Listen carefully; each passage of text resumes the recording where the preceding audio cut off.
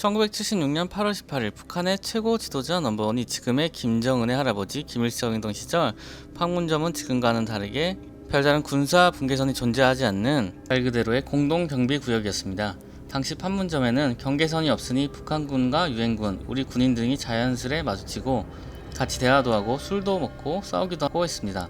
하지만 북한이 일으킨 어떤 실수 때문에 북한이 삭제될 뻔하고 판문점에 군사 분계선이 생겨 현재와 같은 모습이 되었는데요. 한번 살펴보시죠. 냠냠냠냠냠냠냠냠냠 지식 냠냠. 판문점의 남한과 북한군이 자연스럽게 섞여 지내던 시절 국군의 한 초소는 북한의 위협에 노출되어 있는 상황이었습니다. 이 초소가 북한 3개 초소에 둘러싸여 있었기 때문이죠. 그리고 해당 초소 부근에 미루 나무가지가 무성하게 자라 있었고 가장 고지대에 위치한 국군 5초소 측에서 이곳을 지켜보고 있어야 했으나 미루 나무가 5초소의 시야를 방해하고 있었습니다.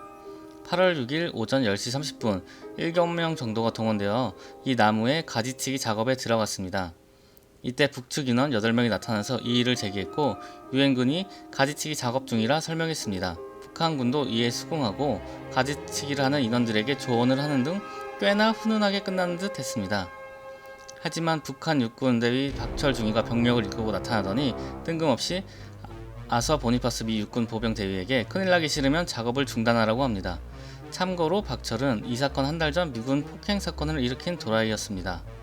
당연히 보니파스 대위는 이를 무시하고 작업을 속행했고 11시 30분 박철은 북한군 30명을 데려와서 그만두지 않으면 죽이겠다고 2차 위협을 했지만 보니파스 대위는 역시나 무시하고 작업을 계속했고 박철 중위는 자신의 손목시계를 호주머니에 넣으며 부하들에게 신호를 보냈습니다. 북한 육군 경비병들은 일제히 소매를 걷었고 박철 중위의 죽여라는 소리와 함께 폭행을 가하기 시작합니다.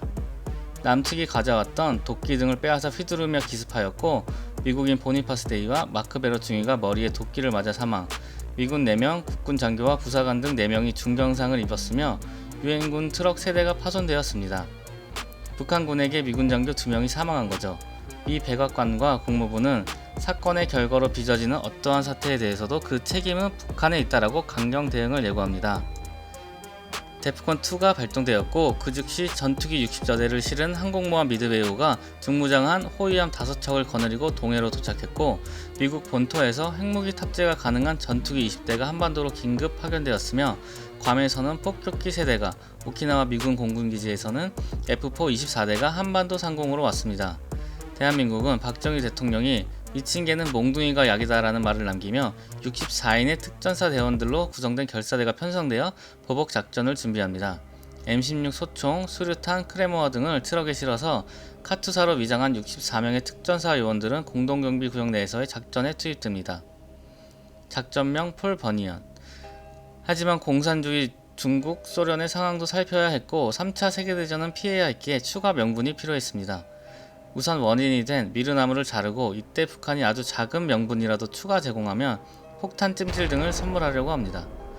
미르나무 제거 작전인 폴 버니언 작전이 시작되며 한미 양국군의 호송 차량 23대, 미 공병 대원 16명, 이들을 호위하는 미군 1개 경비소대, 한국군 특전사 64명이 미르나무 주변을 집결했고 상공에는 코브라 헬기, 폭격기, 전폭기 등이 있었고 휴전선 인근에는 한국군 보병, 기갑부대, 포병이 되기 거의 국가를 삭제시킬 수준의 규모였습니다.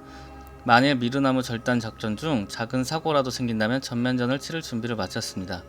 이 같은 상황에서 가지치기 및 나무를 절단해버렸고 64명의 특전사는 나무만 자르는 게 아닌 북측 초소를 파괴하기 시작 조선인민군 초소 4개를 파괴하였습니다. 북측은 당연히 그 어떠한 대응도 못했고 북한군 그림자도 보이지 않았습니다. 이후 1시간 만에 김일성은 사태 수습을 위해 사과를 표명했고 미국이 이를 받아들이고 이 일로 판문점은 콘크리트 경계로 남북을 확실하게 나누게 되었습니다. 참고로 박철은 8년 뒤 다른 사건에 연루되며 사살되었다고 합니다. 냠냠냠냠냠냠냠냠냠 지식 냠냠.